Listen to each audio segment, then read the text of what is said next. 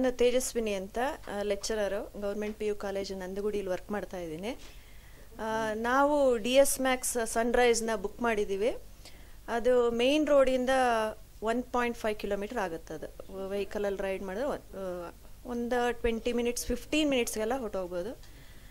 ನಾವೇ ಅಲ್ಲಿ ಯಾಕೆ ನಾವು ಅದೇ ಪ್ಲೇಸ್ ಬೇಕು ಅಂತ ಹೇಳಿದ್ವಿ ಅಂದರೆ, ನಾವು ಆಲ್ರೆಡಿ KR ಪುರಮಲ್ಲಿ ಸುಮಾರು ವರ್ಷದಿಂದ ಇದ್ದಿದ್ದು. ನಾವು ಈ ಏರಿಯಾ ಬಿಟ್ಟು ಬೇರೆ ಕಡೆ ಹೋಗೋದಕ್ಕೆ ಇಷ್ಟ ಇರಲಿಲ್ಲ ನಮಗೆ.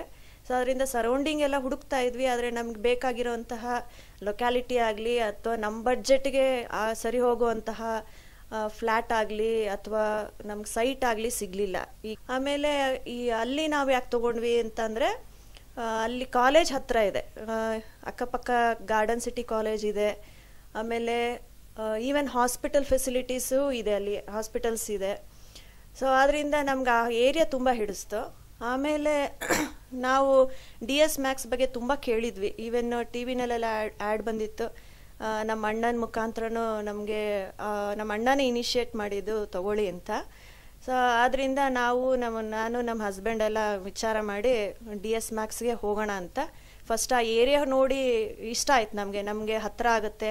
ಎಲ್ಲ ಟ್ರಾವೆಲಿಂಗ್ ಮಾಡೋದಕ್ಕೆ ದಿನ ಟ್ರಾವೆಲ್ ಮಾಡಬೇಕು ನಾವು, ಅದಕ್ಕೋಸ್ಕರ ಟ್ರಾವೆಲಿಂಗ್ ಎಲ್ಲ ಈಸಿ ಆಗುತ್ತೆ ಮತ್ತು ಮಕ್ಕಳ ಎಜುಕೇಷನ್ಗೂ ಹೆಲ್ಪ್ ಆಗುತ್ತೆ, ಹತ್ತಿರದಲ್ಲಿದೆ ಅಂದ್ಬಿಟ್ಟು ನಾವು ಅದೇ ಏರಿಯಾ ಇರಬೇಕು ಅಂದ್ಬಿಟ್ಟು ನಾವು ಅಗ್ರಿ ಮಾಡ್ಕೊಂಡ್ವಿ. ಆಯಿತು ಅಂತ ಹೇಳ್ಕೊಂಡು ನಾವು ಅಲ್ಲಿ ಅಪಾರ್ಟ್ಮೆಂಟ್ ಬಿಲ್ಡಪ್ ಆಗ್ತಾ ಇದೆ ಈಗ ಅಟ್ ಪ್ರೆಸೆಂಟ್ ಫಸ್ಟ್ ಲೆವೆಲ್ ಬಂದಿದೆ.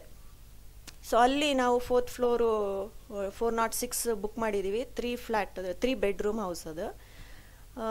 ನಿನ್ನೆ ಹೋಗಿ ಅದನ್ನು ನೋಡ್ಕೊಂಬಂದಿದ್ದೀವಿ. ಕ್ವಾಲಿಟಿ ಎಲ್ಲ ತುಂಬ ಚೆನ್ನಾಗಿದೆ. ಆ ಕ್ವಾಲಿಟಿ ಬಗ್ಗೆ ಎರಡು ಮಾತಿಲ್ಲ, ಕ್ವಾಲಿಟಿ ಎಲ್ಲ ಮೇಂಟೈನ್ ಆಗ್ತಾ ಇದೆ. ಮತ್ತು ನಾವು ಆಲ್ರೆಡಿ ಕನ್ಸ್ಟ್ರಕ್ಟ್ ಆಗಿರೋ DS Max ಫ್ಲ್ಯಾಟ್ಸ್ನೂ ಹೋಗಿ ನೋಡಿದ್ದೀವಿ.